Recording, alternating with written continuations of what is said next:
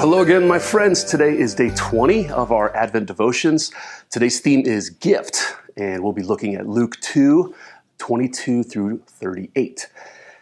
And today we meet an important yet often overlooked person in the story of Christmas. We meet a man named Simeon. Let's read verse 25 and 26 together. Now there was a man in Jerusalem whose name was Simeon, and this man was righteous and devout, waiting for the consolation of Israel, and the Holy Spirit was upon him. And it has been revealed to him by the Holy Spirit that he would not see death before he had seen the Lord's Christ. This word consolation seems like an unexpected word here. In my mind, I think of a consolation prize, which I equate to second best.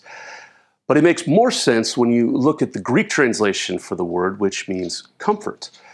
Simeon was waiting for the consolation or comfort of Israel.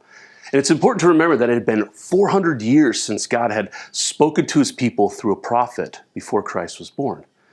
So our story picks up 8 days after the birth of Jesus. Joseph and Mary have brought their son to the temple. It's the day of sacrifice. It's the day of the circumcision, day of dedication.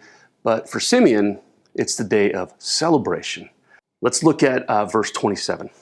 And he, Simeon, came in the Spirit into the temple. And when the parents brought in the child Jesus to do for him according to the custom of the law, he took him up in his arms and blessed God and said, Lord, now you are letting your servant depart in peace, according to your word. For my eyes have seen your salvation that you have prepared in the presence of all peoples, a light for revelation to the Gentiles and for glory to your people Israel.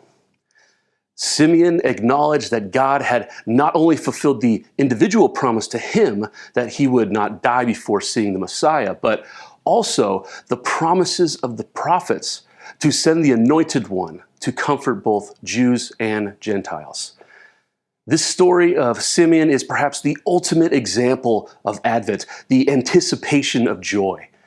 Simeon's faithfulness, not only in belief of God's promises, but also in the obedience to the Holy Spirit, shows us the true gift of Christmas, the gift of God's promise, the gift of our Messiah. With each one of these devotions, we're going to provide for you devotional thoughts and questions for you to do individually, as well as group discussions, so that you can do those with your family or with a small group or with your spouse or a friend. And then after that, there will be some family ideas that you can do for family devotions each day as we experience Advent together.